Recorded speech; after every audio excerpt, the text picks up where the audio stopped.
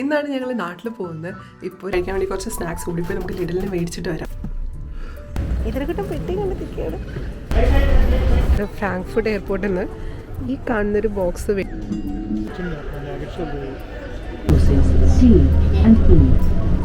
ഇതിനെക്കിട്ടിന് ഇതിൽ കയറാൻ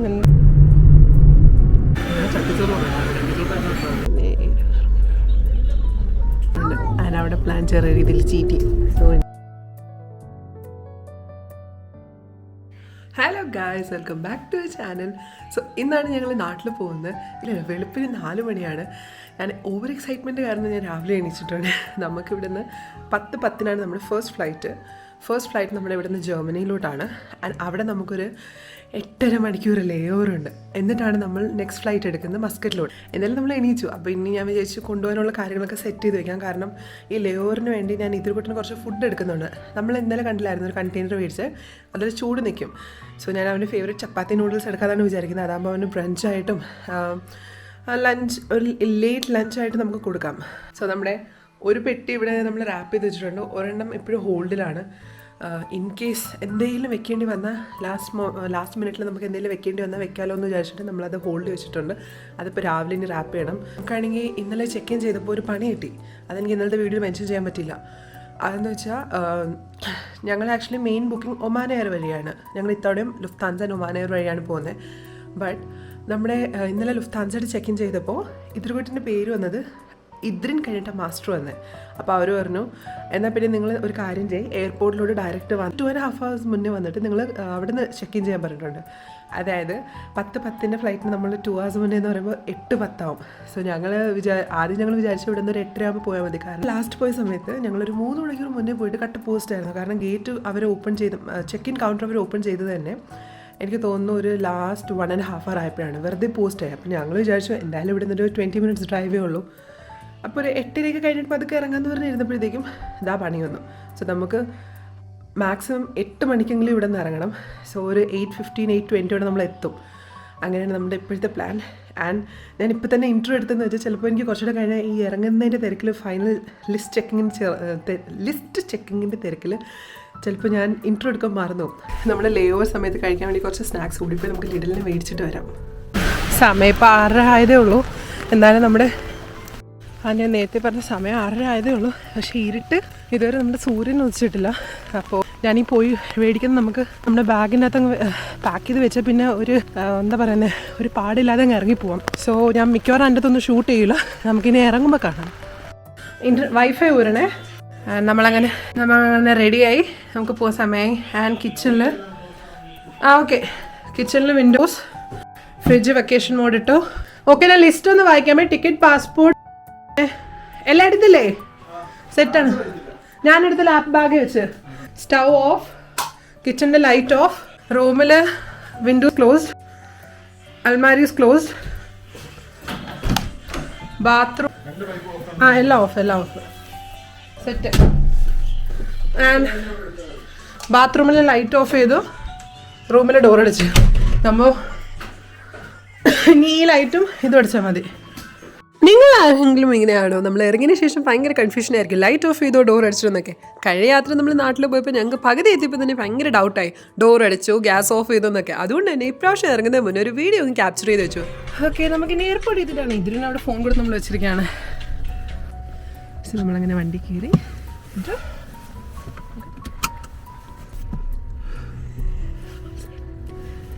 ഭയങ്കര ആലോചിച്ചുകൊണ്ടിരിക്കുകയാണ്.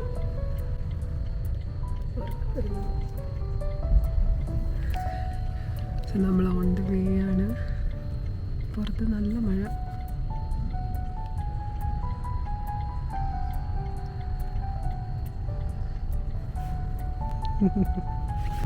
നമ്മളങ്ങനെ ഏകദേശം എയർപോർട്ട് എത്താറായി. നിങ്ങൾക്ക് കേൾക്കാൻ പറ്റുമല്ലോ, ഇതിനെപ്പറ്റിന് നല്ല ഉറക്കം വരുന്നുണ്ട്. അവനിന്ന് രാവിലെ 6 മണിക്ക് എണീച്ചു. 15 മിനിറ്റ് എടുത്തോളൂ നമുക്കിവിടെ എത്താൻ. സോ നമ്മളിതാ ഏർപ്പെടുത്തി.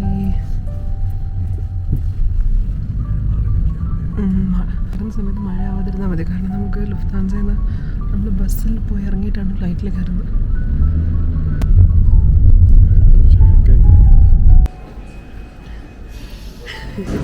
സോ നമ്മളങ്ങനെ സമയത്തിനെത്തി. ഇതിനെക്കിട്ടും പെട്ടി കണ്ടെത്തിക്കാണ്. സോ നമ്മൾ കൗണ്ടറിലെത്തി. അത്യാവശ്യം തിരക്കേ ഉള്ളൂ. 8:30 നമ്മുടെ ഫ്ലൈറ്റ് 10:10 ഇവിടെ നിന്ന് നേരെ സെക്യൂരിറ്റി ചെക്കിൽ പോയി ടിക്കറ്റിനടുത്ത് പോകണം. അങ്ങനെ നമ്മുടെ കുറച്ച് സമയം എടുത്ത് നമ്മൾ ചെക്കിനാവും. ഇക്കടെ പാസ്പോർട്ട് വീണ്ടും റീഡായില്ല. ആൻഡ് നമ്മളിപ്പോൾ ഇനി സെക്യൂരിറ്റി ചെക്കിലോട്ട് പോയിക്കൊണ്ടിരിക്കുകയാണ്. അങ്ങനെ നമ്മൾ നമ്മുടെ ഫസ്റ്റ് ഫ്ലൈറ്റ് ബോർഡ് ചെയ്യാൻ പറയുമ്പോൾ 6-7 മാസം മുന്നേ ഞങ്ങൾ ശരിക്കും പോയിട്ട് വന്നത്. എന്നാലും വീണ്ടും നാട്ടിൽ പോകണമെന്ന് പറയുമ്പോൾ ഉള്ളൊരു സന്തോഷവും എക്സൈറ്റ്മെൻറ്റും അത് ഞങ്ങളുടെ മുഖത്ത് തന്നെ നിങ്ങൾക്ക് മനസ്സിലായില്ലേ. ഒരുപാട് എക്സൈറ്റഡ് ആണ് ഞങ്ങൾ നാട്ടിലെത്താൻ. സോ നമ്മൾ നമ്മുടെ ഫ്രാങ്ക്ഫർട്ടിലോട്ടുള്ള ഫസ്റ്റ് ഫ്ലൈറ്റ് ബോർഡ് ചെയ്തിട്ടുണ്ട്. ഇതിപ്പോൾ തന്നെ ഇപ്പോഴും നല്ല വർക്കാണ്. ആൻഡ് സെക്യൂരിറ്റി ചെക്കൊക്കെ വളരെ സ്മൂത്ത് ആയിരുന്നു. ഇവിടെ പിന്നെ നമുക്ക് ഇമിഗ്രേഷൻ ഇല്ല. നമ്മൾ ജർമ്മനിയിലോട്ടാണ് പോകുന്നുണ്ട്. ജർമ്മനിയിൽ നിന്നായിരിക്കും നമുക്ക് ഇമിഗ്രേഷനൊക്കെ വരുന്നത്. ആൻഡ് ഞാനാണ് ഭയങ്കര എക്സൈറ്റഡ് ആണ് ഞങ്ങൾ നാട്ടിൽ പോകാൻ. ആൻഡ് ഇവിടെ നല്ല മഴയാണ്. ഇതിൽക്കൂട്ടുള്ളതുകൊണ്ട് നമുക്ക് പ്രയോറിറ്റി ബോർഡിങ് കിട്ടി. സോ നമ്മൾ നേരത്തെ എന്നെ വന്ന് കയറിയിരുന്നു. ലുഫ്താൻസയുടെ ലെഗ് സ്പേസിനെ കുറിച്ചൊന്നും ഞാൻ പറയേണ്ട ആവശ്യമില്ലല്ലോ. ആറടി പൊക്കോളൊക്കെ അത്യാവശ്യം കുഴപ്പമില്ലാതെ ഇരിക്കാം. ഫ്ലൈറ്റിൽ കയറി ഞാൻ എപ്പോഴും വിൻഡോ സീറ്റാണ് പ്രിഫർ ചെയ്യുന്നത്. പാവമൊക്കെ എപ്പോഴത്തെ പോലെ അയൽ സീറ്റിലിരിക്കുകയാണ്. ആൻഡ് നമ്മുടെ ഇതിൽക്കൂട്ടൻ സ്റ്റിൽ നല്ല ഉറക്കമാണ്. അങ്ങനെ ക്രാക്കനോട് വീട പറഞ്ഞ് ഞങ്ങളിതാ നേരെ ട്രിവാൻഡ്രത്തോട്ട്.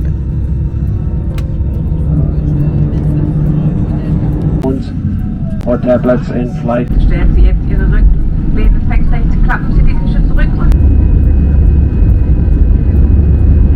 എല്ലാം പ്രാവശ്യത്തെ പോലെ തന്നെ നമുക്ക് ലുഫ്താൻസയിൽ നിന്ന് കോംപ്ലിമെൻ്ററി ആയിട്ട് ചോക്ലേറ്റ്സ് കിട്ടിയിട്ടുണ്ടായിരുന്നു. ആൻഡ് അത് നല്ല കിഡ്ലൻ ലിൻറ്റിൻ്റെ മിൽക്ക് ചോക്ലേറ്റ് ആയിരുന്നു. കൂടെ തന്നെ നമുക്ക് 3 ബോട്ടിൽ വാട്ടറും അവർ തന്നു.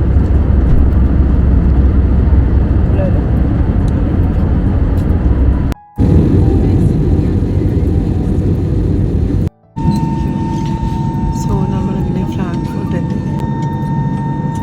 അങ്ങനെ നമ്മൾ ഫ്രാങ്ക്ഫർട്ട് എത്തി. സോ ഇവിടെ നമ്മളിപ്പോൾ ഫ്ലൈറ്റ് ഇറങ്ങി ബസ്സിൽ നിന്ന് നേരെ ടെർമിനലിലോട്ട് പോകണം അല്ലേ. ദെൻ നമുക്ക് അവിടെ നിന്ന് വേറെ സെക്കൻഡ് ടെർമിനലിലോട്ട് പോകണം. ആൻഡ് ഇതിൽ കൂടെ അവർക്ക് എണീച്ചല്ലോ. ഇതായിരുന്നു നമ്മുടെ ഒന്ന് ഫ്ലൈറ്റ്. സോ നമ്മൾ ബസ്സിൽ നിന്ന് ഇറങ്ങി ഇനി കണക്റ്റിംഗ് ഫ്ലൈറ്റിന് വേണ്ടി നമുക്ക് എന്തിന് ടെർമിനൽ 2 പോകണം അല്ലേ. സോ നമ്മൾ ടെർമിനൽ 2 ഇനി പോകണം ഇവിടെ നിന്ന്. ഇതോ വാവ്, എന്താ ഇതിരുവാ പോയത്. കഴിഞ്ഞ പ്രാവശ്യം മ്യൂണിക് എയർപോർട്ടിൽ ചെയ്ത പോലെ തന്നെ നമുക്കിവിടെ ടെർമിനൽ ചേഞ്ച് ഉണ്ട്. ആൻഡ് നമ്മൾ അതിനായിട്ട് ഇവിടെ ഷട്ടിലിന് വേണ്ടി വെയിറ്റ് ചെയ്യാണ്. നമ്മൾ ആ ഷട്ടിലിന് വേണ്ടി വെയിറ്റ് ചെയ്യാണ്. ആൻഡ് എന്നിട്ട് വേണം ടെർമിനൽ 2 പോയി ഇനി അടുത്ത 8.5 മണിക്കൂർ ഇവിടെ നമ്മൾ ജർമ്മനി സ്പെൻഡ് ചെയ്യാൻ പോകുന്നത്. സോ നമുക്ക് പോകാനുള്ളത് വന്നിട്ടുണ്ട്.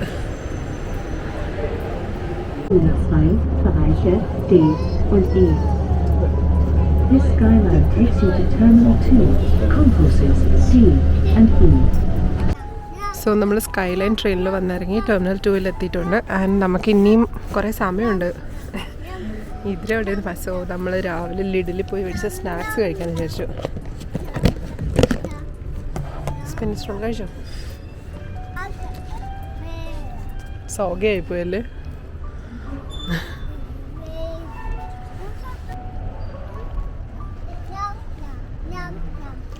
നമ്മൾ പതുക്കെ നമ്മളിത് കഴിച്ചതിന് ശേഷം 2-3 മണിക്കൂർ കഴിഞ്ഞിട്ട് നമുക്ക് വേറെ എന്തെങ്കിലും ഇവിടെ നിന്ന് മേടിച്ച് കഴിക്കാം. 8.5 മണിക്കൂറാണ് നമ്മളിവിടെ ഇനി ഇരിക്കേണ്ടത്. ഇവിടുന്ന് രാത്രി 8:20 നമ്മൾ അടുത്ത ഫ്ലൈറ്റ് മസ്കറ്റിലോട്ട്.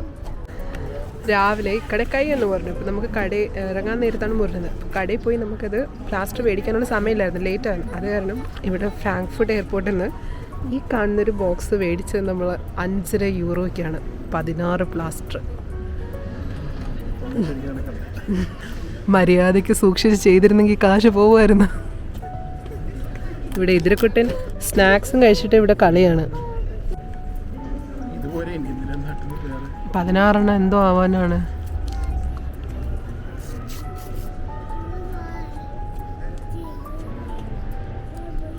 ഇത് ഞാൻ വീട്ടിൽ നിന്ന് ഇതിരക്കുട്ടിന് വേണ്ടി കൊണ്ടുവന്ന ഒരു ഫുഡാണ്. ഇതിൽ ചൂട് എന്തായാലും നിൽക്കുന്നുണ്ട്. അവന് ഇതിനി കൊടുക്കും. അങ്ങനെ കുറേ നേരം അവിടെ ഇരുന്ന് ടൈം സ്പെൻഡ് ചെയ്തിട്ട് ഇപ്പോൾ 2 മണിയായി. ഞങ്ങൾ ഇവിടെ മാക്ഡി കണ്ടു. അവിടെ പോയി ഫുഡ് കഴിക്കാമെന്ന് ചോദിച്ചു. മാക്ഡി മാത്രമല്ല, എനിക്ക് തോന്നുന്നു ഇത് ഫുഡ് പ്ലാസയാണ്.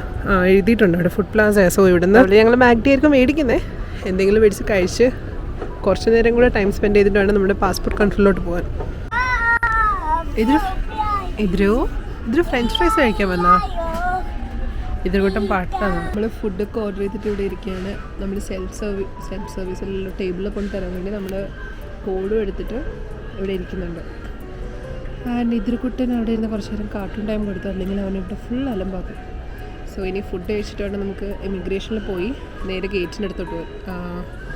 ഞങ്ങൾ വിചാരിച്ച നേരത്തെ പോയി അവിടെ ഇരുന്നിട്ട് കാര്യമില്ല, നമുക്ക് ഇനിയും കിടക്കുന്നുണ്ട്. എനിക്ക് തോന്നുന്നു ഇനിയും ഒരു 6 മണിക്കൂറോളം ഉണ്ട് നമ്മൾ ഫ്ലൈറ്റിന്. സോ ഇത്രയും നേരത്തെ പോയിട്ട് കാര്യമില്ല. പിന്നെ നോക്കണം, ഫുഡൊക്കെ കഴിച്ച് കഥയൊക്കെ പറഞ്ഞിവിടെ ഇരിക്കാം. സോ നമ്മൾ ഇതുപോലത്തെ 2 മീലാണ് ഓർഡർ ചെയ്തത്. അവരുടെ ആപ്പ് വഴി ഓർഡർ ചെയ്തപ്പോൾ കുറച്ച് കത്തിയാണ്. നമുക്ക് 6 നഗറ്റ്സ്, ഫ്രൈസ്, ഒരു മെക്രിസ്പി, പിന്നെ ഈ ഒരു ഡ്രിങ്ക്, ഇതിനെല്ലാം കൂടെ 12 യൂറോ അടുപ്പിച്ചായി ഒരെണ്ണത്തിന്. സോ ഇനി ഒരെണ്ണം കൂടെ വരാനുണ്ട്.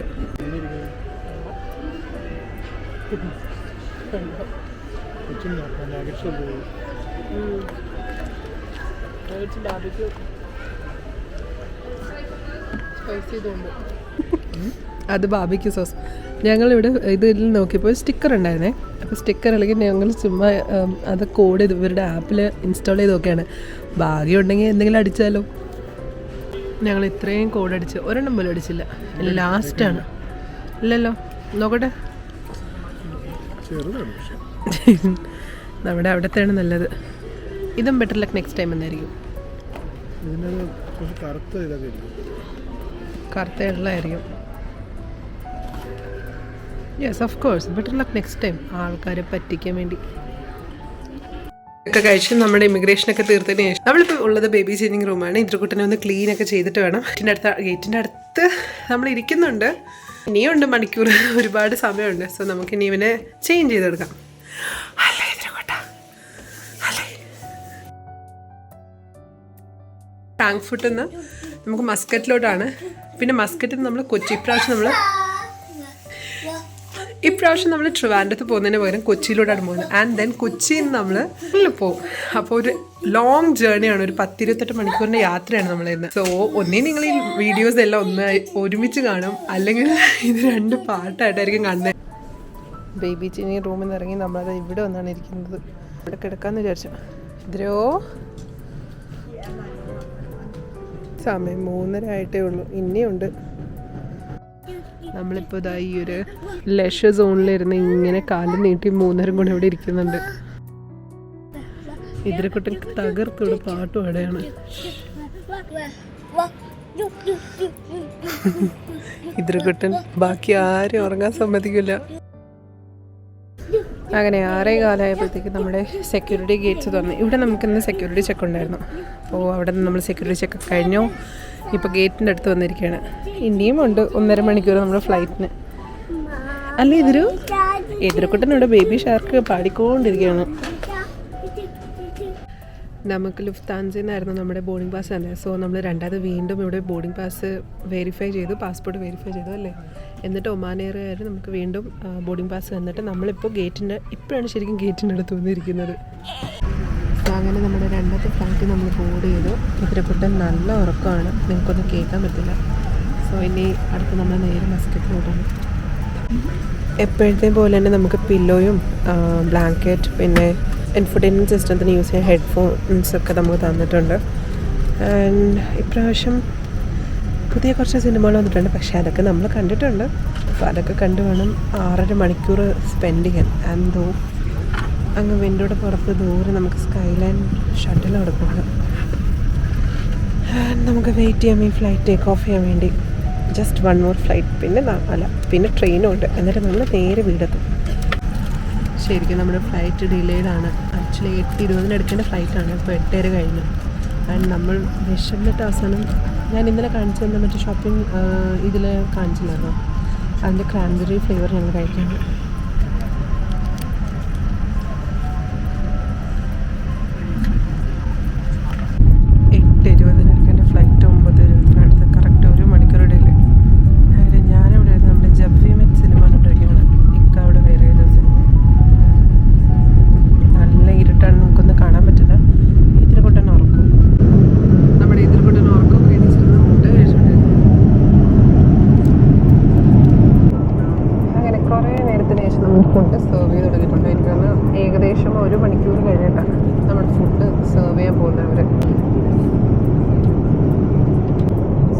നമ്മുടെ മുന്നിൽ. ബണ്ണുണ്ട്, ബട്ടറുണ്ട്, വെള്ളമുണ്ട്, ചിക്കൻ ബിരിയാണി ഉണ്ട്, പിന്നെ സ്വീറ്റ് ആയിട്ട് കഴിക്കാൻ നല്ല ചോക്ലേറ്റ് ബോസും അതിൻ്റെ കൂടി സാലഡും ഉണ്ടായിരുന്നു. ആൻഡ് ഡ്രിങ്ക്സ് ആയിട്ട് ഞാൻ ഓറഞ്ച് ജ്യൂസും പെപ്സിയാണ് പറഞ്ഞത്. ഓറഞ്ച് ജ്യൂസ് എനിക്കല്ല, ഇതൊരു കൂട്ടിനാണ്, പെപ്സി എനിക്കും. വിശപ്പ് കൊണ്ടാണോ എന്നറിയില്ല, ചിക്കൻ ബിരിയാണിക്ക് നല്ല ടേസ്റ്റ് ആയിരുന്നു.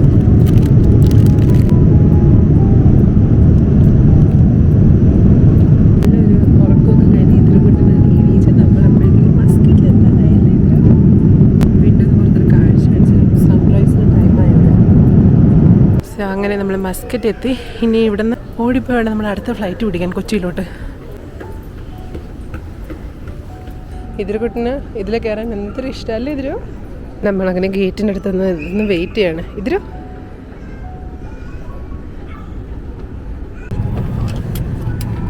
സോ നമ്മൾ നമ്മുടെ മൂന്നാമത്തെ ഫ്ലൈറ്റ് കൊച്ചിയിലേക്ക് വേണ്ടി ബോർഡ് ചെയ്തിട്ടുണ്ട്.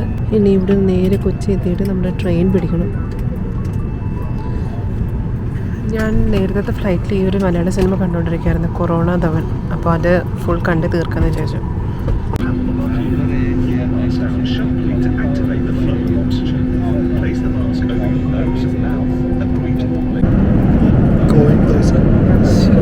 എപ്പോഴത്തെയും പോലെ തന്നെ 1.5 മണിക്കൂറിന് ശേഷം നമ്മുടെ ഫുഡ് അവർ സെർവ് ചെയ്തിട്ടുണ്ടായിരുന്നു. ആൻഡ് ഇപ്രാവശ്യം നമ്മൾ എഗ് ആൻഡ് സോസേജിന് പകരം വെജ് മീലാണ് പറഞ്ഞത്. അതിൻ്റെ അകത്ത് നമുക്ക് നല്ല കോയിൻ ദോശയും കൂടെ ഒരു റൈസും ഉണ്ടായിരുന്നു വിത്ത് സാമ്പാർ. ആൻഡ് ആസ് യൂഷ്വൽ നമ്മുടെ bun, cut fruits and water ഉണ്ടായിരുന്നു കൂടെ. വീട്ടിൽ കിട്ടുന്ന നല്ല കിടലൻ ടേസ്റ്റ് അല്ലെങ്കിലും അത്യാവശ്യം നല്ല ടേസ്റ്റ് ആയിരുന്നു ആ ദോശയും റൈസും സാമ്പാറും ഒക്കെ കഴിക്കാൻ.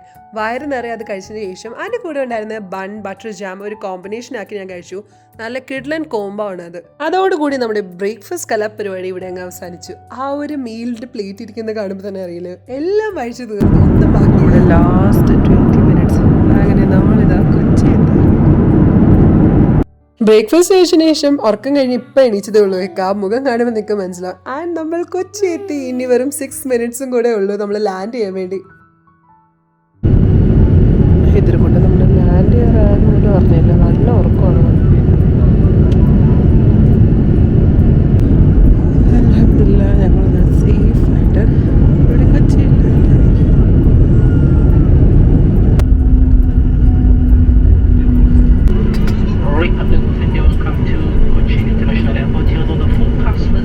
ഫ്ലൈറ്റിൽ നിന്ന് ഇറങ്ങി ഇമിഗ്രേഷൻ അങ്ങോട്ട് പോയിക്കൊണ്ടിരുന്നപ്പോഴാണ് ബഗ്ഗിലൊരു ചേച്ചി വന്ന് ഞങ്ങൾ അവിടെ ഡ്രോപ്പ് ചെയ്യാന്ന് പറഞ്ഞു.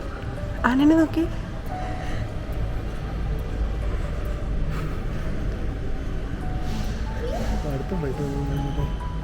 ശരിയാണ്. അയ്യോ തിരക്കാവും. ആണാണ് നമ്മുടെ തന്നെ. ഇത്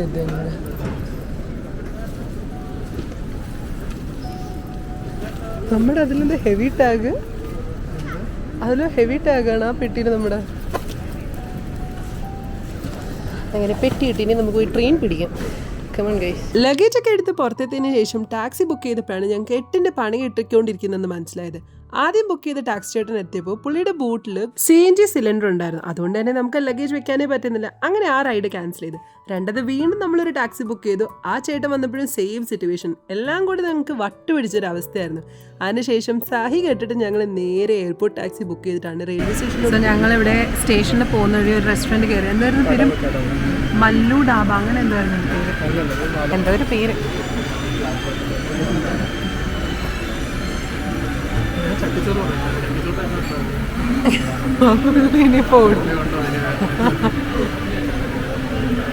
എനിക്ക് ചട്ടിച്ചോറ് കഴിക്കാൻ ആഗ്രഹമുണ്ട്.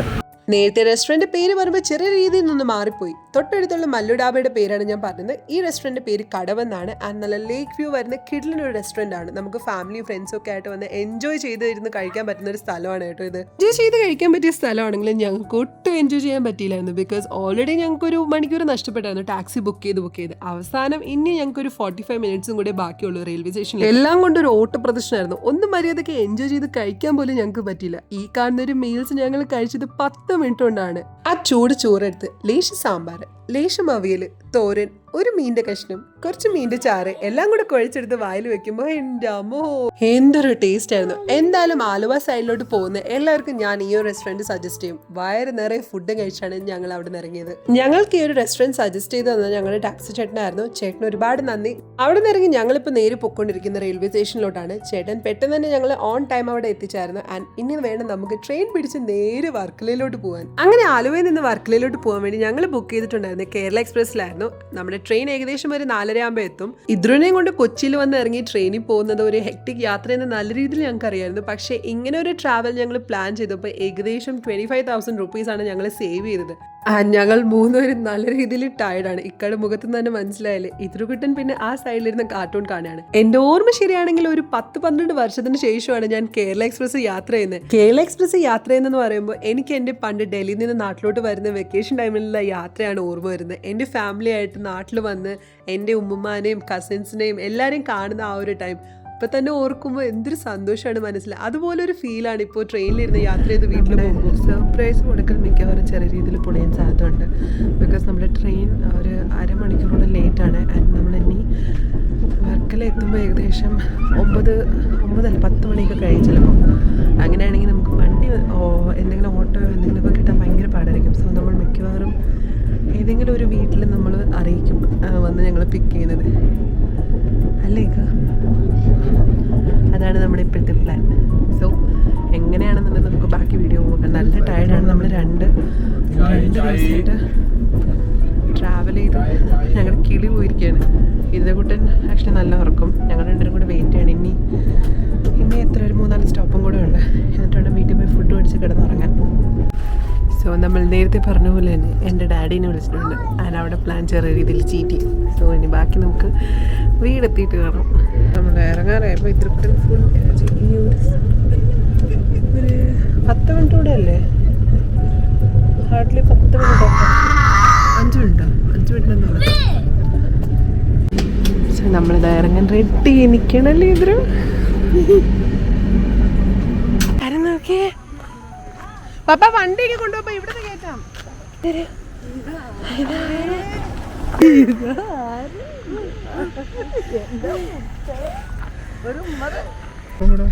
മീറ്റ് ചെയ്യുന്നത് ഇവിടെയാണ്. ഇവിടുന്ന് ചാടാൻ അപ്പുറത്തെ സൈഡിൽ കൂടെ ഭയങ്കര കാട് ഇറങ്ങാൻ.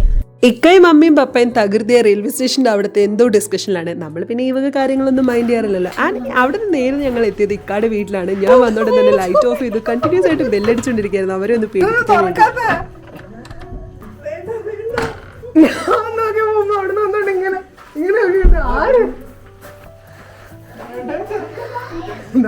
വീട്ടിലെത്തി എല്ലാരും കണ്ടപ്പോൾ ഇദ്രുക്കുട്ടിന് സന്തോഷമാണ് സങ്കടമാണ് എന്താണെന്ന് അറിയാൻ വയ്യ. അവൻ ഭയങ്കര ഹാപ്പി ആയിരുന്നു. എന്തായാലും 32 മണിക്കൂർ യാത്ര ചെയ്ത് വീടെത്തി എല്ലാവരുടെയും മുഖത്ത് ആ ഒരു സന്തോഷം കണ്ടപ്പോൾ ഞങ്ങൾക്ക് ഒരുപാട് സന്തോഷമായി. ഞങ്ങളവിടെ ഡ്രോപ്പ് ചെയ്ത് കുറച്ച് നേരം കഴിഞ്ഞിട്ട് പപ്പയും മമ്മിയും നേരെ തിരിച്ച് വീട്ടിലോട്ട് പോയി. ഞങ്ങൾ നേരെ പോയത് കിച്ചണിലോട്ടാണ്. കുറച്ച് ഫുഡ് കഴിക്കാൻ. കുറച്ച് എനർജിയും കൂടെ വേണേ. എല്ലാവരുമായിട്ട് ഫുഡ് കഴിച്ചിട്ട് എത്ര നാളായി. അപ്പോൾ ഞങ്ങൾ ഇനി പോയി ഫുഡ് കഴിക്കട്ടെ. എല്ലാവർക്കും നമ്മുടെ ഇന്നത്തെ വ്ളോഗ് ഇഷ്ടപ്പെട്ടെന്ന് വിശ്വസിക്കുന്നു. ഇഷ്ടപ്പെട്ട് നമ്മുടെ ചാനൽ സബ്സ്ക്രൈബ് ചെയ്യാൻ മറക്കല്ലേ. പുതിയൊരു വ്ളോഗ് വരുന്നവരെ ബൈ ബൈ.